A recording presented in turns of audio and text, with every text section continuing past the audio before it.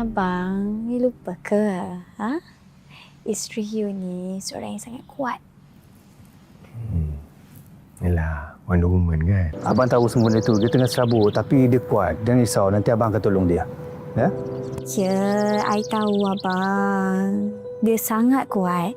I doa sangat. Kebahagiaan kita ada sekarang ni kan akan kekal sampai bila-bila. InsyaAllah, sayang. I janji dengan you, I akan pastikan kita terus bahagia dan tak ada apa-apa yang boleh halang kita. Beruntung I dapat suami macam ni. Hai Hana, saya Marisa. Orang selalu kata kebahagiaan ini boleh dimiliki dengan mudah. Tapi bagi saya tidak. Saya sanggup melihat kebahagiaan suami saya sendiri tanpa memikirkan kebahagiaan saya. Tapi itu sangat menyakitkan hati saya. Jadi untuk awak, kalau awak dah jumpa kebahagiaan awak, kejar. Sebab bahagia itu awak sendiri yang tentukan.